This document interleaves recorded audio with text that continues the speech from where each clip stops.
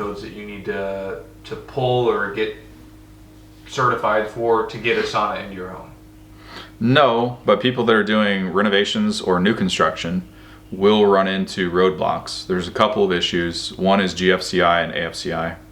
So codes now are requiring AFCI breakers on a lot of new builds, and AFCI breakers can be known to trip where there's a power supply that has capacitors or transistors that store energy in them. We're getting a little too crazy for most people, but what happens is there's transient energy on the circuit which can falsely trip the AFCI, and then you're working with a contractor. They're required by code to have an AFCI or a GFCI outlet. And so those don't always play nice with everything. You can look up electrical forums, you can look up electrician stuff, online on Quora, on Reddit, and you can see a lot of people have a new construction home and they have issues with these things tripping without anything plugged into them. Or they'll have what's called phantom tripping.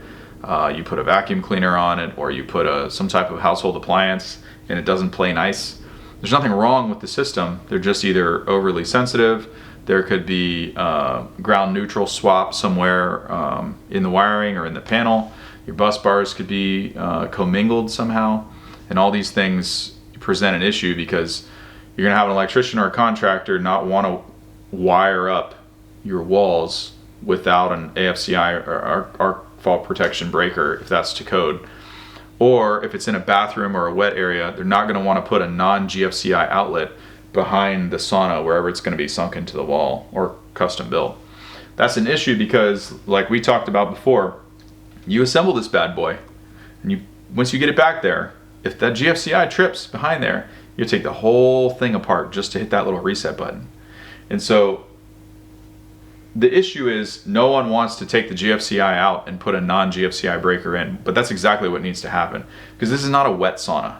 There's never going to be 5 gallons of water, or you're never going to take a 5-gallon bucket of water and pour it in there to where there's any issue, right? Like it's your sweat. Nothing's going to happen like that. If there is a trip, it will still trip the breaker without GFCI. No one's taking a garden hose through the roof and filling the damn thing. So no, there's nothing that you have to be certified in, but you will run into issues with contractors that do have to update to new code if you're doing renovation. And so those two things definitely are an issue. Personally, I can't tell anyone what to do. Well, I can tell you what I do myself. I take the GFCI outlet out, put a regular outlet in, and then if it's an issue, I take the arc breaker out and I'll replace it with a regular breaker. They have weird things happen to them. You've never had to hit the reset button on a GFCI? Always. For no reason? Yeah. Or for something plugged in over here that's...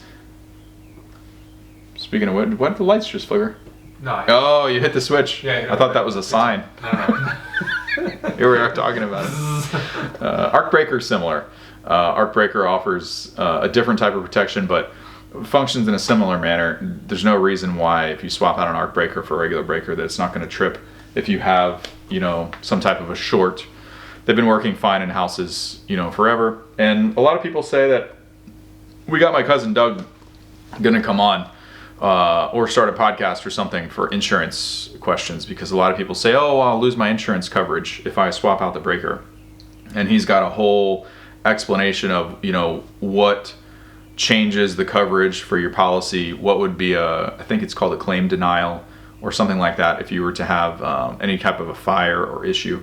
And so I was even wrong on that. I thought if you modified things to a certain extent that you wouldn't have insurance coverage, and he's going to go through and explain on someone's policy how that's not true. That would be really helpful. Very helpful. Yeah, it definitely makes me feel better. Yeah. Like we've been avoiding talking about this for probably 2 years now, because as more code requirements get strict, a lot of contractors say it's just a way for them to make you buy more expensive components. Yeah, I should note there is one instance where I would take everything that I just said and throw it out the window.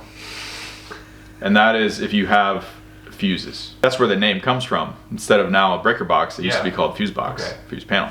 If you have fuses in there and it's the old style that can arc, that's not such a good idea, because it might pop the fuse, but it will still jump to the next one. Yeah, and that can absolutely start a fire. You should be careful with those. All right. You should be careful, add sauna, do it the way it's supposed to be done.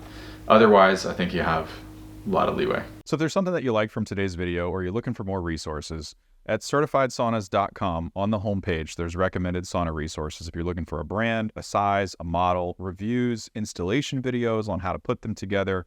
We have step-by-step tutorials that show you how to receive a sauna, how to prep your house for it. We're trying to make it as easy as possible for you so you don't have to wade through 4 hours of YouTube video to find the exact thing that you're looking for. But a lot of times in these episodes, I'll mention sauna hats, sauna accessories, different types of electrolyte supplements.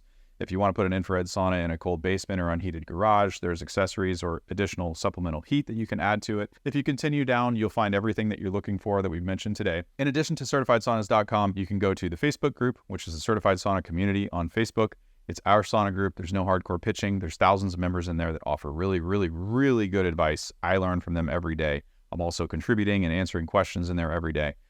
In addition to that, you can go to the Amazon store. A lot of people have requested on where to buy sauna towels, sauna hats, different various supplements, minerals, electrolytes. Now we have all this in one place on various lists on this Amazon store. So you can go to this one link and everything will be right there for you.